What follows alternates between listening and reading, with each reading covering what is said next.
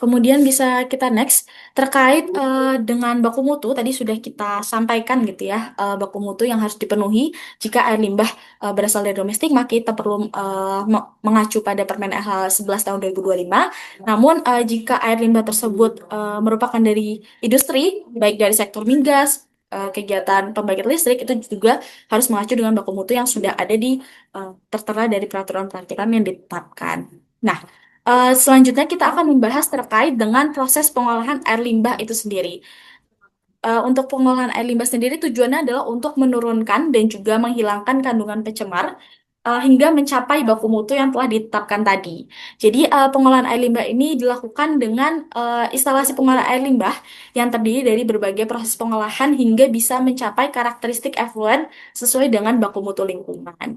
Nah, sebenarnya untuk proses pengolahan air limbah pada IPAL ini ada tiga proses ya teman-teman yang bisa kita em, lakukan gitu. Ada proses pengolahan secara fisika, kemudian ada proses pengolahan secara kimia, dan juga ada proses pengolahan secara biologis.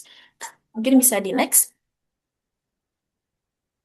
Ini ada beberapa pilihan dari teknologi IPAL ya, berdasarkan dengan kelompok pencemar. Dan ini saya ambil dari mengacu dari Permen LH 5 tahun 2021, di mana untuk masing-masing kelompok pencemar ini sebetulnya memiliki teknologi yang berbeda-beda. Dengan misal salah satu contohnya adalah kelompok pencemar padatan tersuspensi dan untuk parameter TSS. Dan untuk teknologi sendiri umumnya dipisahkan melalui proses pengendapan yang dibantu dengan senyawa koagulan, flokulan, ataupun dengan filter. Sedangkan kalau untuk BO2 sendiri ini biasanya diolah dengan metode mikrobiologis ya, baik aerob maupun anaerob. Kemudian ke nutrien juga parameternya ada TN, TP, amonia itu biasanya proses teknologinya bisa menggunakan proses biologis ataupun fisika ataupun kimia fisika untuk parameter fosfatnya. Kemudian untuk apungan atau minyak dan lemak ini juga umumnya dapat dipisahkan dengan unit flotasi, gravitasi, oil separator, di mana khusus untuk parameter MBAS ini bisa dengan proses fisika, kimia, dan biologi. Jadi untuk karakteristik air limbah ini akan berhubungan dengan teknologi IPAL yang nanti akan kita tentukan. Karena masing-masing karakteristik ini sebetulnya beda-beda gitu ya cara kita mengelola atau teknologi yang digunakan ini berbeda-beda sehingga ada teknologi yang sudah ditetapkan di Permen LH 5 tahun 2021 seperti itu. Jadi ketika dari teman-teman agak kebingungan gitu ya bagaimana sih cara kita menentukan teknologi IPAL itu seperti apa, kita bisa melihat terlebih dahulu nih dari karakteristiknya bagaimana dan kita bisa menentukan teknologinya itu apa. Mungkin bisa di next, Mas. Kemudian selain itu juga ada kelompok pencemar lainnya, ada residual klorin dan teknologinya menggunakan proses aerasi. Kemudian untuk sedimen sendiri bisa menggunakan proses pengendapan gitu ya. Kemudian juga ada patogen dan untuk patogen sendiri ini karena dia menimbulkan dampak spesifik yakni pada penyakit di manusia dan untuk parameter seperti bakteri, virus, protozoa sehingga perlu untuk dilakukan teknologi metode oksidasi atau baik dengan menggunakan klor, ozon, ataupun sinar UV untuk menghilangkan patogennya. Kemudian ada logam berat dan umumnya ini menggunakan proses presipitasi, parameter khususnya ada selenium dan juga krom. Kemudian ada anorganik larut, itu juga untuk parameternya umumnya menggunakan softener, parameter TDS-nya dengan proses reverse osmosis. Mungkin bisa di next. Dan ada beberapa kelompok pencemar lainnya dengan teknologi-teknologi yang sudah bisa terlihat ya di PPT. Eh, Salah satunya terkait dengan senyawa toksik, di mana untuk teknologi sendiri umumnya dengan proses kimia, fisika, dan juga biologis. Oke, mungkin bisa di next, Mas.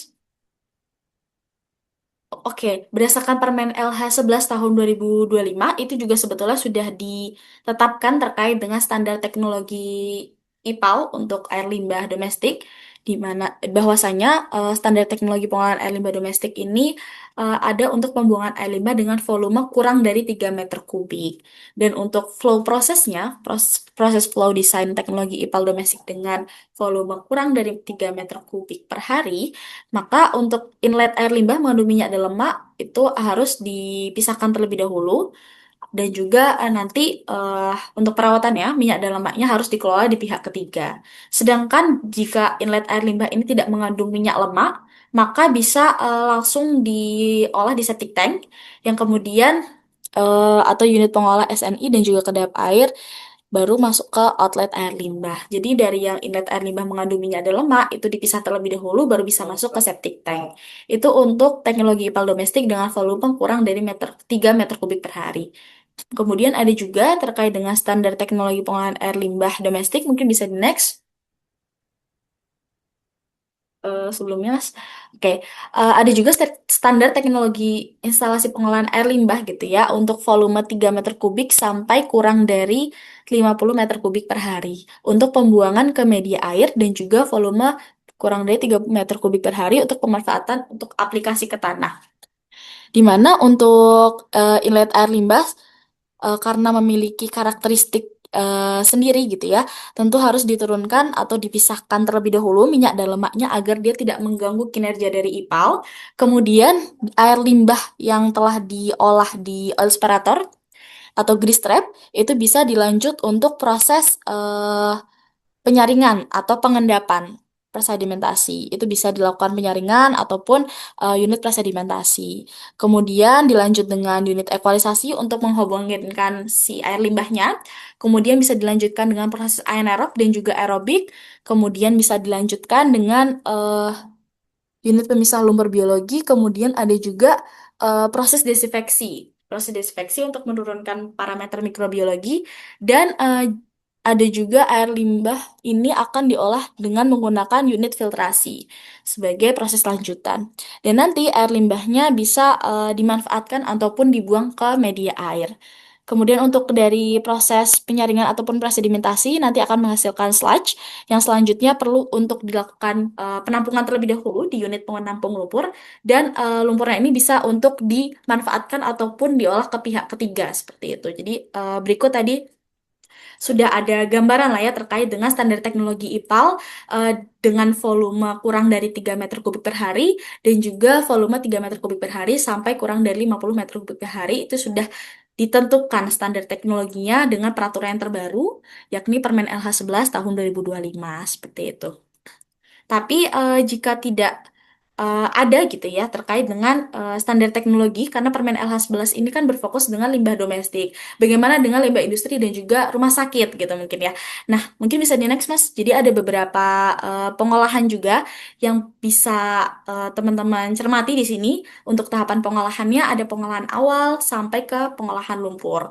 Mungkin bisa di next aja.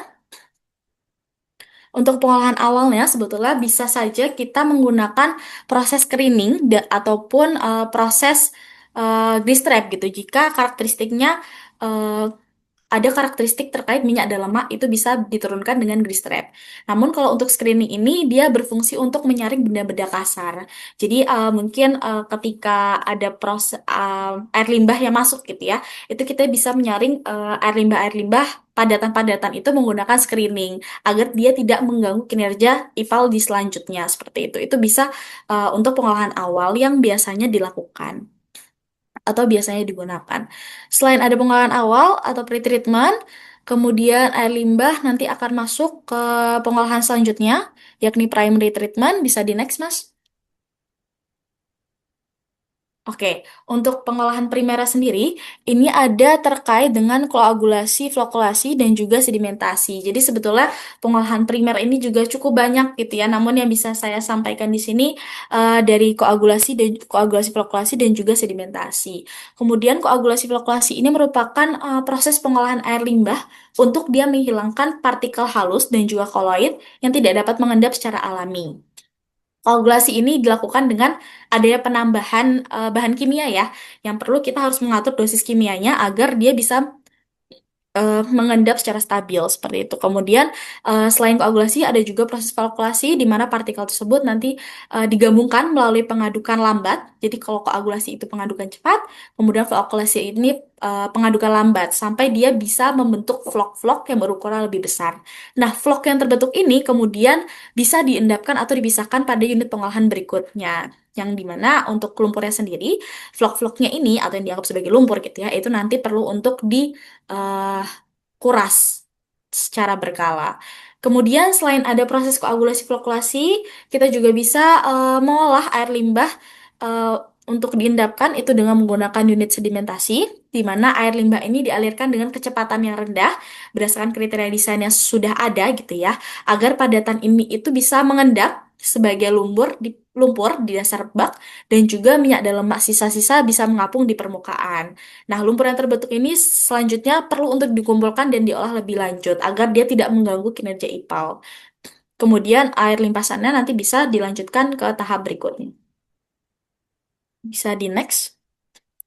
Kemudian lanjut ke pengolahan sekunder, di mana untuk pengolahan sekunder ini masuk ke ranah pengolahan biologis ya. Jadi tadi di pretreatment atau primary treatment itu kita bisa mengolah air limbah dengan proses fisika ataupun dengan kimia, yakni salah satu tadi koagulasi flokulasi dengan menggunakan dosis bahan kimia. Nah, selanjutnya di pengolahan sekunder ini kita mengolah air limbah dengan proses biologis. Nah, untuk proses biologis ini bisa menggunakan MBBR ataupun dengan proses lumpur aktif. Untuk MBBR sendiri ini kita menggunakan proses pengolahan biologis yang memanfaatkan media ya. Jadi kita menggunakan media untuk nanti media tersebut bergerak sebagai tempat tumbuh mikroorganisme yang nanti dengan bantuan juga blower untuk agar dia bisa bergerak si medianya, kemudian agar bisa menguraikan bahan organik di dalam air limbah. Kemudian dari media sendiri ini nanti akan bergerak meningkatkan luas permukaan kontak antara mikroorganisme dan juga air limbah sehingga terjadinya proses degradasi yang lebih efektif seperti itu. Kemudian untuk lumpur aktif ini adalah proses pengolahan biologis aerob yang menggunakan mikroorganisme tersuspensi untuk menurunkan kandungan bahan organik. Jadi ibaratnya air limbah ini dicampur dengan lumpur aktif di dalam kolam aerasi sehingga mikroorganisme dapat menguraikan pencemar. Setelah proses itu berlangsung, campuran dialirkan ke bak pengendap untuk memisahkan lumpur dan juga air olahan. Sebagian lumpurnya nanti akan dikembalikan kembali ke kolam aerasi untuk menjaga konsentrasi dari mikroorganisme. Itu dari terkait dengan lumpur aktif itu. Jadi kalau MBBR kita tidak menggunakan lumpur untuk prosesnya, tapi kalau untuk lumpur aktif kita menggunakan eh, pengembalian lumpurnya seperti itu untuk dalam prosesnya. Mungkin bisa di next terkait dengan pengolahan sekunder itu juga ada kolam aerasi dan juga ABR atau anaerobic baffled reactor. Untuk pengolahan sekunder sendiri ada kolam aerasi di mana kolam aerasi ini merupakan unit pengolahan biologis aerob ya yang menyediakan oksigen bagi mikroorganisme untuk menguraikan bahan organik terlarut. Kemudian, proses aerasi ini juga menjaga kondisi lingkungan yang optimal bagi pertumbuhan mikroorganisme. Kemudian, selain ada proses aerob yang tadi sudah kita bahas ya, cukup banyak terkait dengan aerob, ada juga proses anaerob atau bisa dikatakan sebagai anaerobic baffled reactor atau ABR. Di mana unit ini dia menggunakan sekat-sekat atau baffle gitu untuk mengarahkan aliran air limbah melalui beberapa zona reaksi. Jadi di sini kita bermain dengan kecepatan ya, kecepatan di unit IPAL-nya seperti itu. Mikroorganisme anaerob ini nanti akan menguraikan bahan organik tanpa kehadiran oksigen dan sebetulnya sistem ini cukup efektif untuk beban organik yang sangat tinggi dan juga menghasilkan lumpur yang dalam jumlah relatif stabil seperti itu. Mungkin bisa di next terkait dengan pengolahan sekunder. Kita lanjut ke pengolahan tersier. Jadi tadi sudah kita bahas terkait dengan unit pengolahan secara fisik, kimia, biologis, dan untuk pengolahan tersier ini berfokus pada penurunan mikrobiologis ya, ataupun pengolahan lanjutan setelah dari proses biologis seperti itu. Jadi ada di pengolahan tersiernya ada unit sand filter dan juga carbon filter, kemudian ada ultrafiltrasi dan juga ada proses inspeksi yang sebetulnya dia ada tiga ya, ada ozon, UV, dan juga klorinasi. Tapi yang akan saya bahas di sini adalah yang ozon. Kemudian untuk sand filter dan carbon filter, ini biasanya digunakan sebagai unit filtrasi untuk menghilangkan partikel halus dan juga meningkatkan kualitas fisik serta kimia air limbah. Nah, untuk sand filter sendiri berfungsi untuk menyaring sisa padatan suspensi, sedangkan untuk karbonnya itu menyerap senyawa organik terlarut. Jadi sand filter dan karbon filter ini biasanya eh, bersandingan gitu ya, bersampingan, tapi memiliki fungsi yang berbeda-beda. Kemudian untuk sand filter dan carbon filter itu perlu untuk dilakukan pembersihan atau pergantian media filter, kemudian perlu dilakukan backwash dalam perawatan atau pemeliharaan unitnya. Kemudian, selain sand filter, carbon filter, ada juga ultrafiltrasi, di mana untuk ultrafiltrasi ini merupakan proses pemisahan menggunakan membran berpori yang sangat halus. Dan juga untuk menyisihkan padatan suspensi, koloid, bakteri, dan juga sebagian virus dari air limbah. Proses ini bekerja berdasarkan tekanan ya, teman-teman, dan juga ukuran pori dari membran itu sendiri. Kemudian, ultrafiltrasi ini juga menghasilkan kualitas efluan yang lebih jernih ataupun lebih stabil. Itu terkait dengan ultrafiltrasi dan sebetulnya juga sama ya perawatan dari sand filter, carbon filter dan ultrafiltrasi perlu dilakukan pergantian membran ataupun perlu dilakukan pergantian media dan juga perlu dilakukan backwash selama perawatannya. Selanjutnya ada juga proses desinfeksi, salah satunya ada ozon, di mana ozon ini merupakan proses penonaktifan mikroorganisme patogen menggunakan ozon sebagai oksidator kuat. Jadi untuk ozon dan UV ya, itu seringkali digunakan pada aktivitas rumah sakit karena seperti yang diketahui sebelumnya bahwa baku mutu air limbah untuk fasilitas pelayanan kesehatan itu sebetulnya cukup ketat gitu ya dari segi mikrobiologisnya. Maka untuk mengatasi atau menurunkan atau justru menghilangkan gitu parameter-parameter mikrobiologisnya biasanya digunakan desinfeksi menggunakan ozon ataupun UV. Itu terkait dengan pengolahan tersier, Bapak Ibu dan juga teman-teman sekalian. Mungkin bisa di next terkait dengan pengolahan air limbah. Oke, tadi sudah kita bahas terkait dengan teknologi IPAL berdasarkan dengan karakteristiknya gitu ya, ataupun karakteristik karakteristik baik dari air limbah domestik maupun dari air limbah industri itu memiliki karakteristik yang berbeda, yang tentu kita harus memilih teknologi yang tepat untuk bisa menurunkan karakteristik tersebut. Selanjutnya, apa yang harus kita lakukan gitu ketika kita sudah menentukan teknologinya? Yang harus kita lakukan adalah kita perlu untuk menyesuaikan unit-unit IPAL ini terhadap kriteria desain teknis yang telah ditetapkan. Jadi sudah ada banyak peraturan ya sebetulnya banyak Bapak Ibu terkait dengan kriteria desain masing-masing unit. Itu sudah bisa disampaikan juga atau mungkin di Permen LH 11 tahun 2025 itu juga sudah selain ditetapkan standar teknologinya, di bawahnya juga sudah disampaikan kriteria desainnya seperti apa yang harus dipenuhi. Salah satunya mungkin dari segi waktu tinggal ataupun beban organik dan juga efisiensi pengolahan yang ditargetkan. Masing-masing unit IPAL berbeda-beda ya kriteria desainnya, sehingga perlu disesuaikan terkait dengan kriteria desainnya. Kemudian, dimensi unit IPAL juga ditentukan berdasarkan karakteristik air limbah yang sudah saya sampaikan tadi, dan juga perencanaan di unit IPAL ini disesuaikan dengan kondisi ketersediaan lahan. Jadi, kondisi ini selain kita perlu menentukan apakah unit IPAL itu dia bisa memenuhi kriteria desain atau tidak, kita juga harus melihat lahan yang tersedia di lokasi kita gitu untuk menempatkan si IPAL itu. Apakah dengan dimensi yang kita tetapkan ini kita cukup gitu untuk menaruh unit-unitnya. Karena ada beberapa kondisi di lapangan, oke kita sudah membuat gitu ya unit IPAL dengan dimensi yang telah ditentukan dan sudah memenuhi kriteria desain. Namun ketika kami masukkan ke dalam lahan yang tersedia khusus untuk IPAL itu dia tidak memenuhi.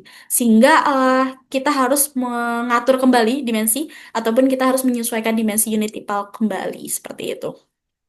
Kemudian juga kita harus melihat dari kemudahan operasional dan juga pemeliharaannya, dan tentu terkait dengan biaya investasi dan operasional tersedia untuk pengolahan air limbah. Mungkin itu yang perlu disampaikan terkait dimensi unit IPAL dan juga teknologi-teknologi IPAL untuk limbah-limbah yang dihasilkan.